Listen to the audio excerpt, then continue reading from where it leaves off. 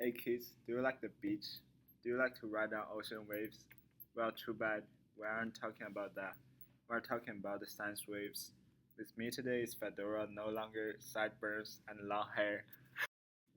Now, if you're an average run of the mill 8th grader, you're probably pretty uninformed. So, the first question you might have is what are science waves? Waves are methods of transporting energy.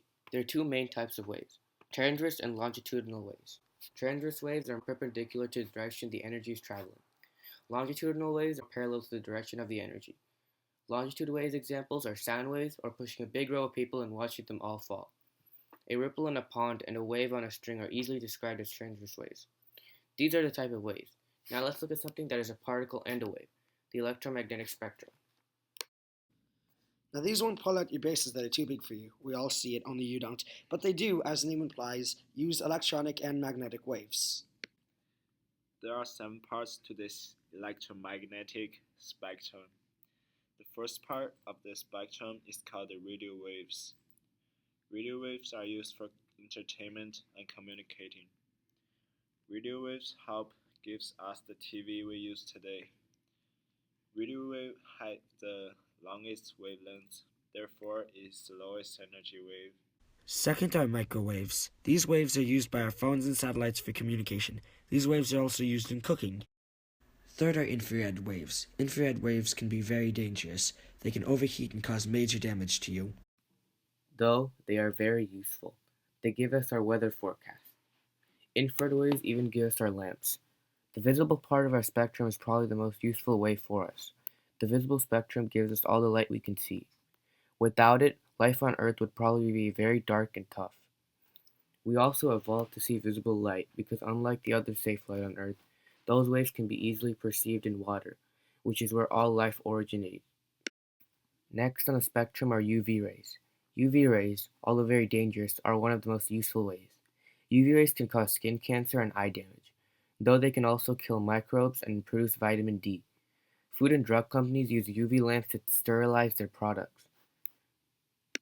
Next up are X-rays. X-rays are mostly known for medical uses. They are used by doctors to scan bodies and examine them to see if there are any problems. X-rays are also used for security purposes to scan people to see if they have any dangerous belongings. Even though X-rays are useful, they can be dangerous.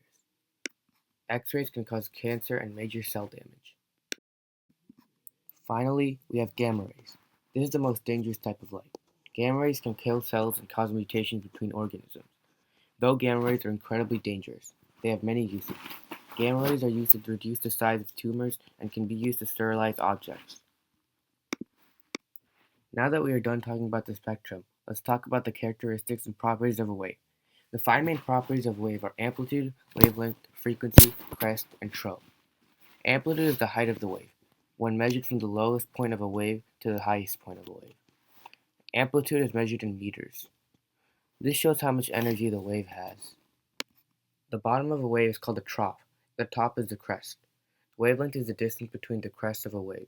Along with amplitude, wavelength is measured in meters. Frequency is a measure of how many waves pass a given point in 1 second. Frequency is measured in inverse seconds, also known as hertz.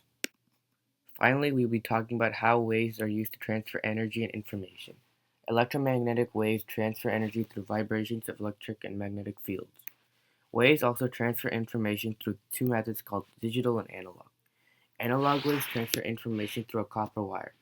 Analog waves usually pick up many disturbances, so it is sometimes hard to tell what analog waves are trying to say.